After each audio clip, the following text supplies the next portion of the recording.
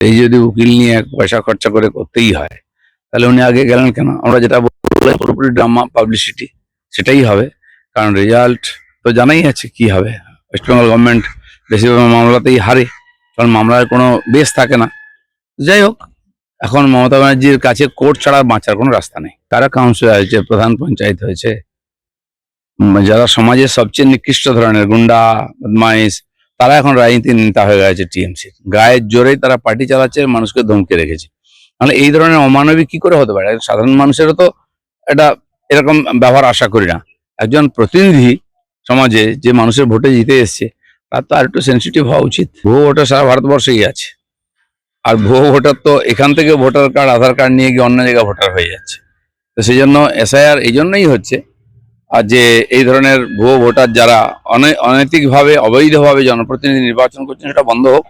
আর এটা হবে জেনেই স্বাধীনতার পর থেকে, স্বাধীনতার আগেও এসআইআর হয়েছে, তারপরে হয়ে আসছে এটা। নদিয়া কেন, আপনি যে কোনো জেলায় যান না, টিএমসির অত্যাচারে সাধারণ মানুষ ভয়ে মুখ বন্ধ করে আছেন। অত্যাচারের সীমা পার হয়ে গেছে।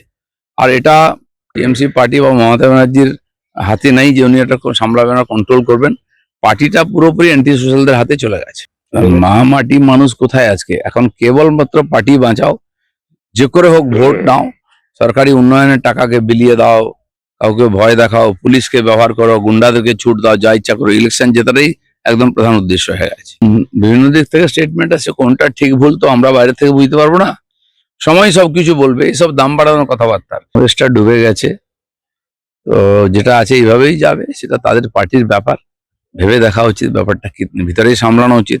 আর যদি এই ধরনের কোনো অবৈধ কাজ হয়ে থাকে, সেটা আইনের ব্যাপার আছে। মঞ্চ ভাঙেনি, ওখানে কোনো জায়গা পাওয়া যায় না মিটিং করার জন্য, কোনো হল দেয় না কেউ ভয়ে। তো কর্মী সভা ছিল, আমাদের একটা পার্টি অফিস আছে নদীর ধারে, তো তারই সামনে এক্সটেনশন করা হয়েছে খানিকটা, খুঁটি পুঁতে কাদার মধ্যে। তো আমরা যখন উঠে দাঁড়িয়ে ওর সঙ্গে কথা বলছি, কাদার মধ্যে খুঁটিগুলো ঢুকে যায়, একটু নিচু নেমে যায়, সেখানেই আমরা মিটিং করেছি পরে। তো টিএমসির পরম্পরায় চলে আসছে, আমাদের বহু কর্মীকে গায়েব করা হয়েছে, মারা হয়েছে, খুন করা হয়েছে। এখনো সেই পরম্পরা চলছে। আমার মনে হয় ইলেকশনের আগে একটু ভয়ের পরিবেশ তৈরি করা হচ্ছে, যাতে বিরোধীরা সক্রিয় না হয়, ভোট দিতে না যায় সাধারণ মানুষ, আমাদের কর্মীরা না বেরোন। তো তারই একটা চেষ্টা চলছে। বললাম না যে পুলিশকে দিয়ে ভোট জেতার চেষ্টা, পুলিশকে দিয়ে সংগঠন বলে টিএমসির কিছু নেই, কিছু সমাজ বিরোধী নিয়ে পার্টি চলছে, পুলিশকে দিয়ে সবকিছু করাচ্ছে। যে পুলিশ সমাজ বিরোধীরা আটকাবার চেষ্টা করা উচিত, সেই তাদের প্রোটেকশন দিচ্ছে, তাদের সঙ্গে নিয়ে গিয়ে আর এই ধরনের কাজ করছে। তো সেই জন্য গণতন্ত্রটা কোথায়, নির্বাচনের পরিবেশ কি হবে, এটা চিন্তার বিষয় আছে।